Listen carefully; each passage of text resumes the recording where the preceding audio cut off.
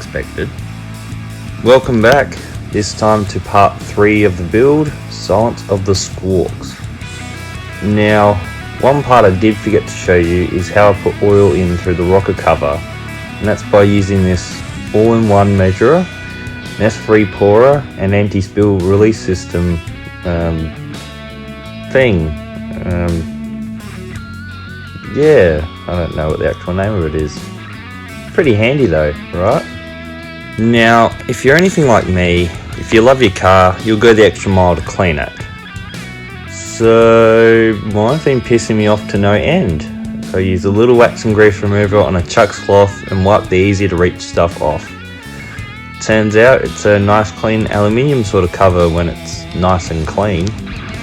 One of the problems I had in keeping it clean is the leak in the head gasket. Not to worry though, this blue goo liquid gasket did the trick. While I was busy focusing on the flaws in the engine, I took off the rocker arms to try and get an idea of the condition of the automatic adjusting hydraulic tappets. Now, I can't remember if it was the 4th or 5th cylinder ones that was causing the trouble, so I changed both sets anyway. As you can see, this is the comparison between the old and the new ones. There's a bit of wear in the old ones, so I pray that this would be the solution to stop the squawks in the engine. Also, I figured, while I had the rocker cover off, it would be a good idea to replace the rocker cover gasket, only to realise the old one was not the same as the new one. As you can see, it was missing the little half moon insert thingies that the old one had made into it.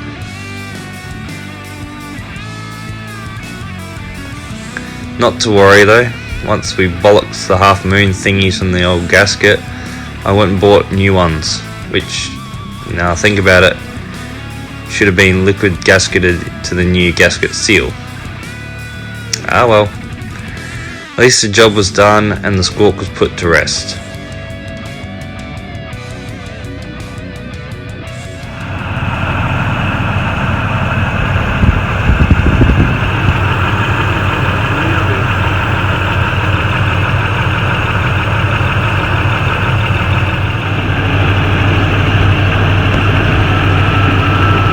But wait, what's that sound?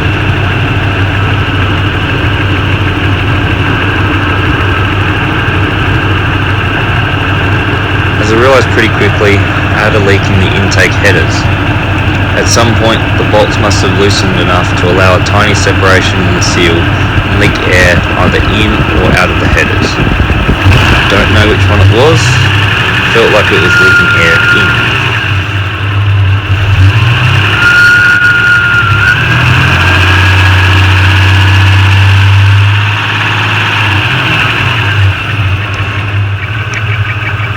Unfortunately, once the engine had been sitting idle for a while, the squawk returned. As annoying as it was, I was determined to silence it. This time, I tried an oil additive to add in lubricating the headgear. Despite all this treatment, the noise was still partially there. So, if you think you know what it could be, put your suggestion down in the comments.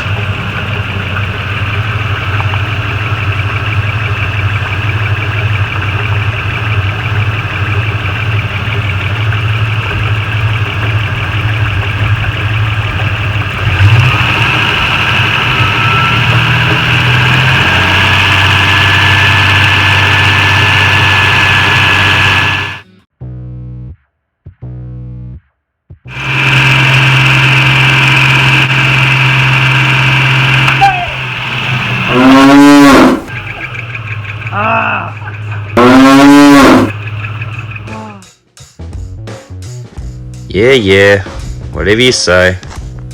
Moving away from the engine, I directed my focus into fixing the horn cover. It ideally would have 2 lugs, one on either side, but inconveniently one of the lugs was broken. Don't worry though, I wasn't the one who broke it. My repair plan was simple. I would use a screw head as a lug welded to a thin steel plate, which would then be screwed to the old lug stem that remained. Luckily for me, I had experience in fixing lugs with screws before. Seem familiar? Once I was satisfied with the outcome, I test fitted it and then painted the repair piece to blend with the rest of the lug stem. By the time I finished, I couldn't remember which wires went to where to activate the horn once it was pressed. Again, not to worry, it was an easy solve. Now that my break from the engine was over, I bought new belts for the alternator, power steering pump, water pump, etc., as the old ones were cracked and worn and were on their way to an explosive end. That just takes the anxiety away, doesn't it? While I was working on the front end of the car, I thought it was a good idea to remove the old spotties, nudge bar, headlights and bumper. Honestly, both good and bad idea. Good for cleaning the dirty stuff out. Bad for another episode. I'll explain it then. Yep, cross my heart. Next up on the safety / squawk rectification, it was time to replace the brake pads all round. Honestly don't know what I was thinking not changing the pads sooner. The old ones were close to being all but gone compared to the new anti-squawk pads. Let's face it, no one likes noisy brakes when driving, not even me. As part of the brakes rectification uplift, front rotors required replacing. As I found out pretty quickly, it was a juggler of a task. However, the suspension ball joints themselves were a challenge. Not the control arm ones, just the steering knuckle ones. The first challenge was to get them free. It's gone. See, it's dropped? Yep.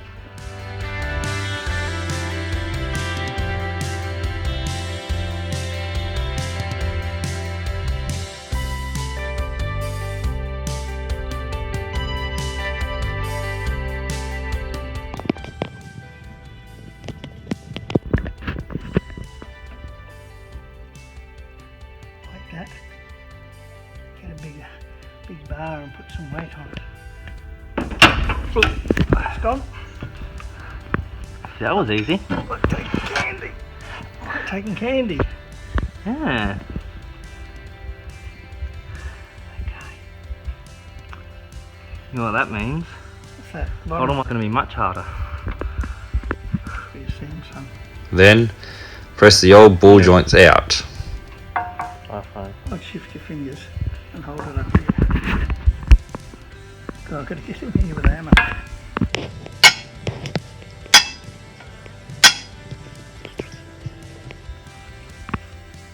I need a bigger one from up here somewhere. Yep.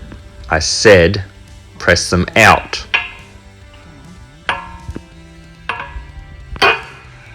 Oi! You listening? Press them out.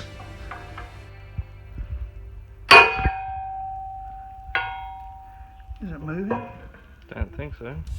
My ears are ringing, that's for sure. Want some earmuffs if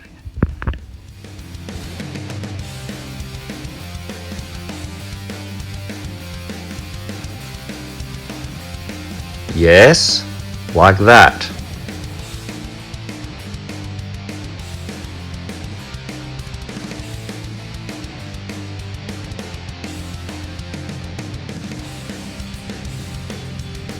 Oh dear.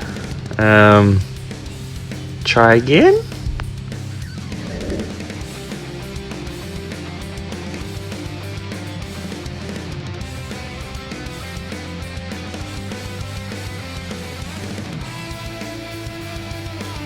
Press? Thankfully, no. Unfortunately, even with 10 to 15 tons of pressure, the old ball joints wouldn't budge.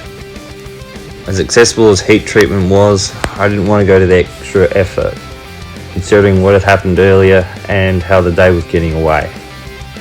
So, the ball joints were packed with grease and the new boot seals were changed over it.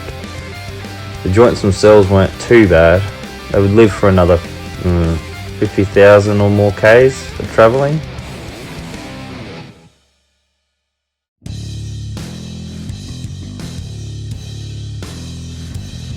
With a little paint to bring up the sheer quality of my work, it was time to reassemble the steering knuckle and paint the calipers.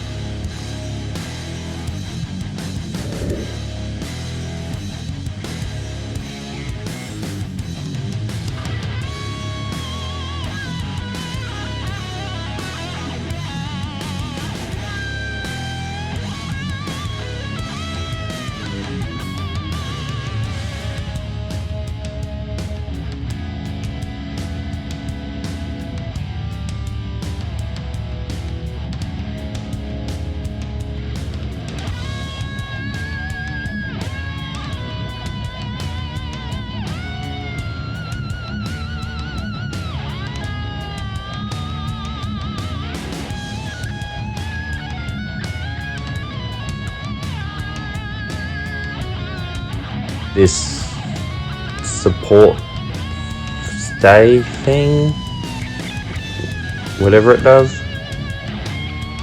Plus, while I was at it, I painted the nuts and the bracket for what I can only assume was for the bumper or the nudge bar. One of the two anyway, I can't remember. Once painting had finished, the hub bearings and nuts were washed free of grease and prepared for new heat resistant grease. I mean, it's fine when they're ready, but the new grease seals for the new rotor hubs were another story. I'll explain it later in the video.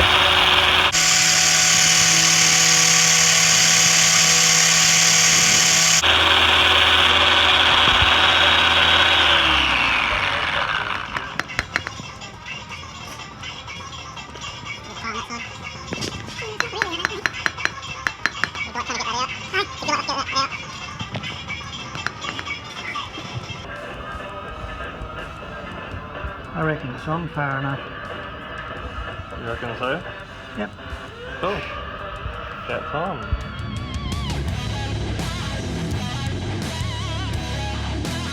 Now, I'd painted the hubs and the rotors because, well, why not? Prior to finally getting the seals to fit. Bearings greased and inserted and juggle keeping the bearings in. Putting the rotors on, securing the nut in place, fitting the cotter pin in place and greasing and gently hammering the hubcap on. Whew! And now, I'd like to leave you in the incompetent hands of younger me to install the new pads.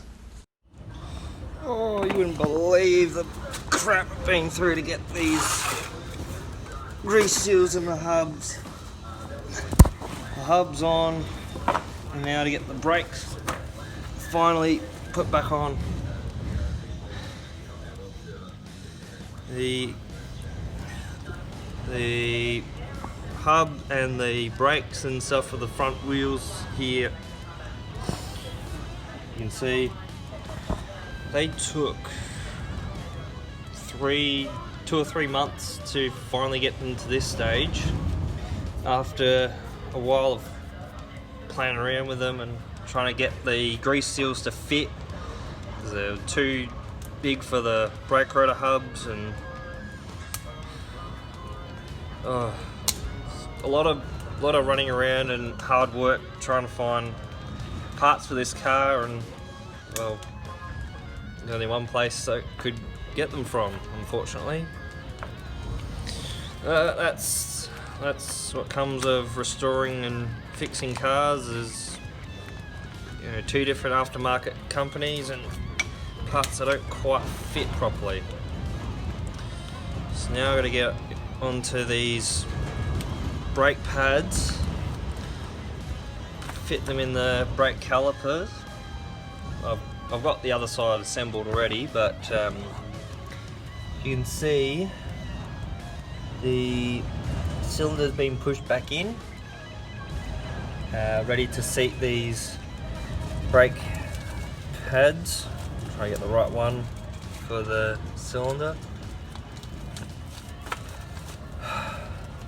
Wish I had a cameraman. It'd make things so much easier. Oh, vlog my life. That one goes straight into the cylinder. Oh, it's hard to do it one-handed. Excuse the camera. Oh, about time. And then this other one is a huge pain in the ass to get in to here.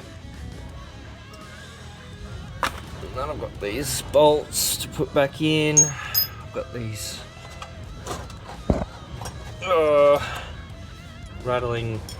rattle guards to fit back on. Even though the top one's probably just going to keep falling out. Yep. I don't know if that's going to fit any easier this other way.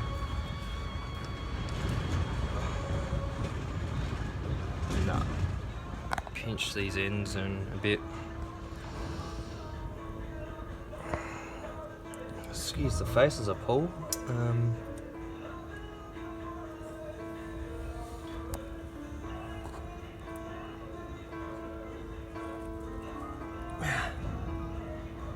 Pushing that in enough that it sits.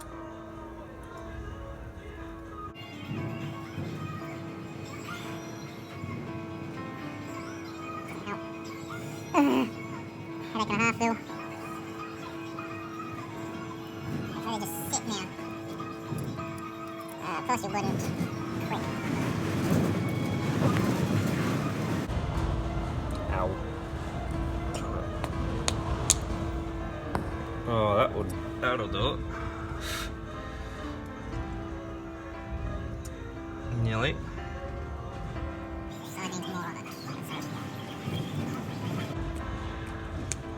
Wondering why I'm trying to do it on this rag. It's because I don't want the paint to chip and then start rusting. Just sit on there, you donkeys. Got a hammer, get a mallet to shape it up a bit better. Oh, wow. On the ground. Orange is the color of fury, I think. Put that up there.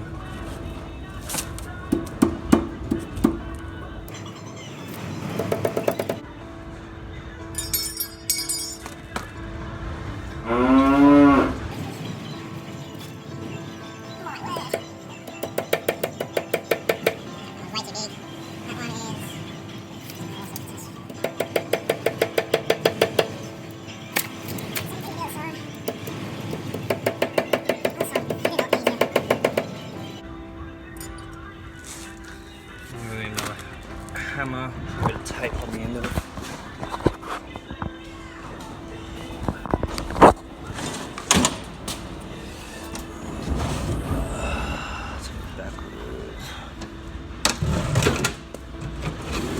There's his hammer, man. So much junk in the shed. Where's the tape? Tape, where's the tape? Electrical tape, that'll do.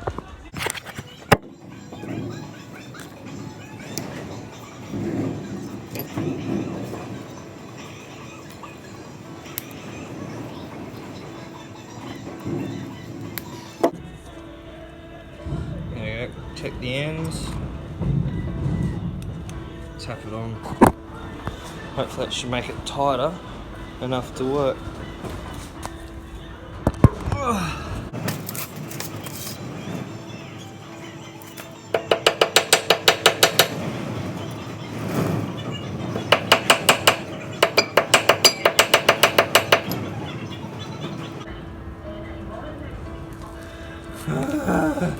Nothing's working.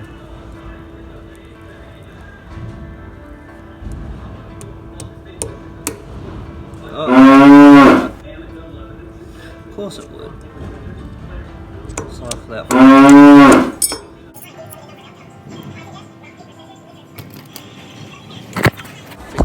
fell back running into everything.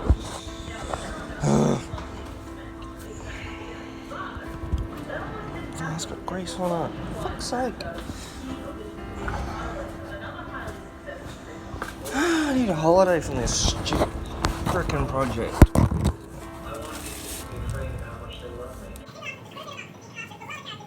Well said and done. Unfortunately, at that time, I received a call from one of my good friends from Victoria.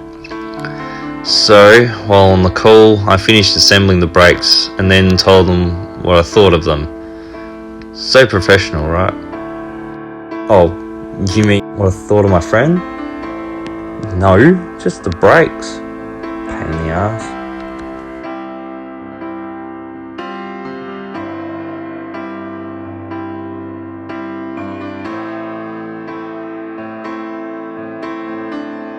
Well, that concludes the video. Hope you enjoyed a bit longer video this time to make up for how short the last one was. Also, this time, you got to see some of the work in action. Lucky you. If you enjoyed the video, please help me continue to have pride in my passion by hitting the like button and the subscribe button too if you haven't done so. It's free. Plus, I don't make money from YouTube. This is entirely for my passion and wanting to share it with you. So, thank you for watching. Part 4 is coming out soon. In the meantime, have a good life. No, not that. Have a great life and take care of yourself. Bye for now.